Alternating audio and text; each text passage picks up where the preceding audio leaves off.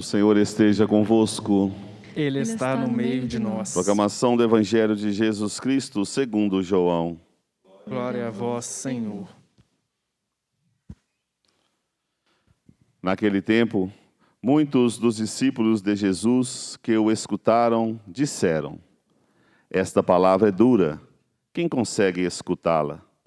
Sabendo que seus discípulos estavam murmurando por causa disso mesmo, Jesus perguntou: Isso vos escandaliza? E quando virdes o Filho do Homem subindo para onde estava antes? O Espírito é que dá vida, a carne não adianta nada. As palavras que vos falei são Espírito e vida. Mas dentre vós há alguns que não creem. Jesus sabia desde o início quem eram os que não tinham fé e quem havia de entregá-lo.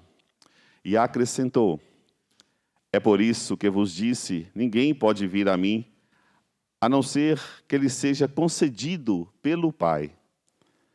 A partir daquele momento, muitos discípulos voltaram atrás e não andavam mais com ele. Então Jesus disse aos 12: E vós também vos quereis ir embora? Simão Pedro respondeu: A quem iremos, Senhor? Tu tens palavras de vida eterna. Nós cremos firmemente e reconhecemos que Tu és o Santo de Deus. Palavra da salvação. Glória a vós, Senhor.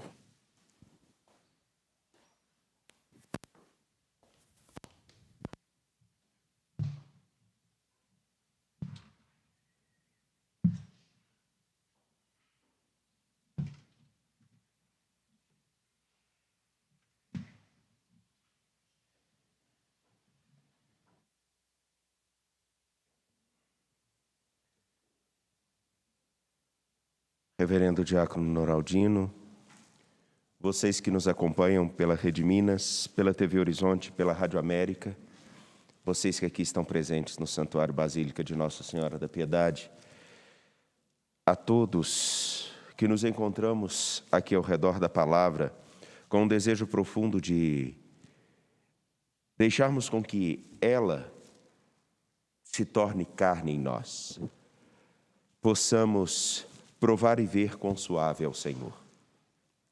Aonde quer que nós estejamos, possamos ver a sua suavidade, possamos ver a sua bondade e possamos experimentar a sua justiça.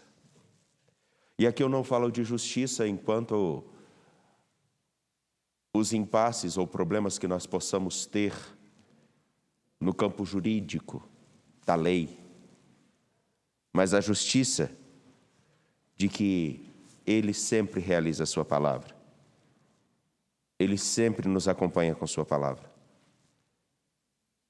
E nós precisamos ter a capacidade de discernir e escolher se realmente seguiremos ou não a sua palavra. Isso é justiça. Na Sagrada Escritura, a justiça é mais do que um mero cumprimento da lei. A justiça é deixar com que a palavra de nosso Deus, após escutada, se torne carne, vida, ética, moral, compromisso com quem quer que nós possamos nos encontrar. Por isso, na liturgia de hoje, de uma maneira muito simples e bem objetiva, duas realidades são postas para nós, como são postas para o povo com quem Josué mantém um diálogo e como também, na continuidade do capítulo 6 de São João, Jesus também mantém um diálogo com seus interlocutores, dentre eles alguns discípulos e também aqueles que são mais próximos. Um diálogo onde é apresentado dois caminhos. E esses dois caminhos não estão distantes. Eles estão conosco agora. Nessa manhã, tão gostosa de domingo, esse caminho está aí, posto. Esclareço. Josué, lembrando ao povo de Deus tudo o que passou, tudo o que experimentaram da bondade de nosso Deus, diz, reconhecendo tudo que o Senhor nosso Deus fez em nosso favor, eu digo a vocês, eu e minha casa vamos servir a Ele. Eu e minha casa vamos seguir a Ele. A sua palavra. Se vocês quiserem seguir outros deuses, vocês são livres. Mas eu e minha casa serviremos ao nosso Deus. 2 caminhos estão aí. Servir a outros deuses. Ao longo dessa semana, nós tivemos a oportunidade de, acompanhando as Escrituras, principalmente os textos que foram apresentados como primeira leitura, ter à nossa frente a seguinte realidade. Nós, como povo da Bíblia, estamos permeados de várias formas de compreensão de Deus. Várias. Mas nem todas condizem com a fé cristã. Olhando para Ruth, que não era do povo de Deus, assume manter uma fidelidade ao amor que ela experimentara, não só cuidando de sua sogra, mas assumindo seguir os desígnios do Deus de Israel. Se encontra com seu segundo marido, tem um filho, e mais à frente, na sua descendência, terá Davi, que foi rei de Israel. Ela fez uma escolha.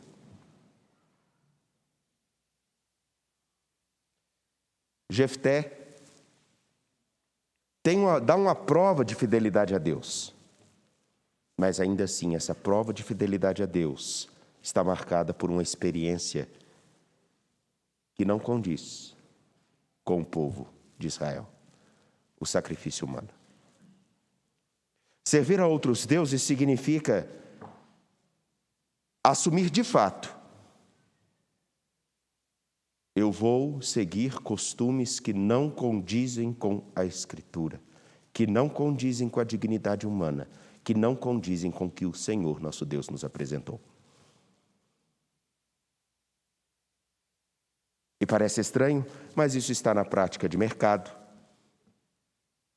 Isso está nas relações empresariais. Isso está no modo com que nós cuidamos e zelamos da nossa vivência de fé em comunidade ou fora. Existem muitos que, por uma suposta fidelidade a Deus, têm costumes mais pagãos do que os pagãos.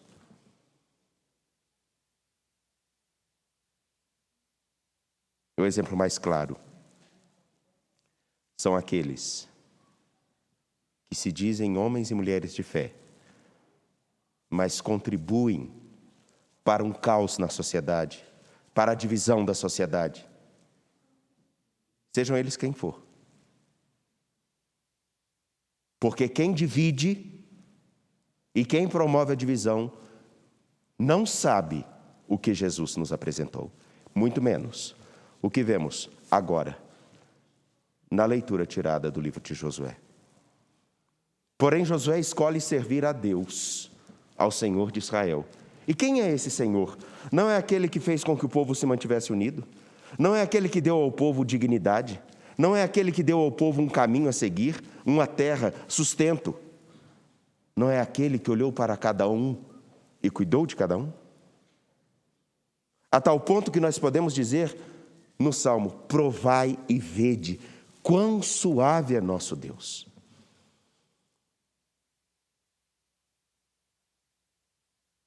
Um outro caminho nos é apresentado, obviamente, com o mesmo paralelo, com a mesma intensidade, com a mesma força, em João capítulo 6, versículos 60 a 69. Versículos atrás, Jesus disse: se vocês não comerem da carne do Filho do Homem. Se vocês não se alimentarem dele, vocês não terão a vida eterna. E aí vem esse contexto, no qual eles dizem, essa palavra é muito dura, como é que nós vamos acreditar nisso? Isso é inconcebível. Mas o ponto aqui não é comer simplesmente da carne de Jesus, como se tirasse um pedaço do braço, da carne do braço e fossem comer. Não é isso. Porque esse verbo comer, ele está tão interligado à fidelidade ao Evangelho, que Jesus está dizendo, ou vocês estão comigo, ou vocês não estão. Ou estão comigo, ou não estão. Não dá para ficar no meio termo. Vocês têm que fazer uma escolha. E temos dois grupos. Um grupo maior, que anda atrás de Jesus, mas não o segue. E nós sabemos muito bem que uma pessoa andar atrás de outra não significa nada. Seguir significa prestar atenção, observar, para aprender. Não só aprender, mas aquilo que é virtude, insistir e adquirir aquilo que é virtude. Zelo, cuidado. Eles olham para Jesus e falam, não dá para seguir esse homem. E muitos vão servir a outros.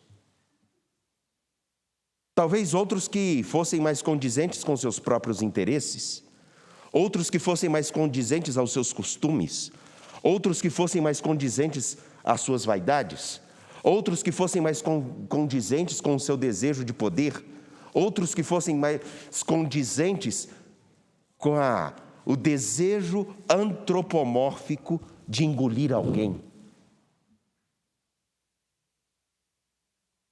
Porque algumas vezes, quando nós dizemos que Deus precisa fazer justiça, é porque nós gostaríamos de fazer a justiça. É dar a Deus atributos que são nossos.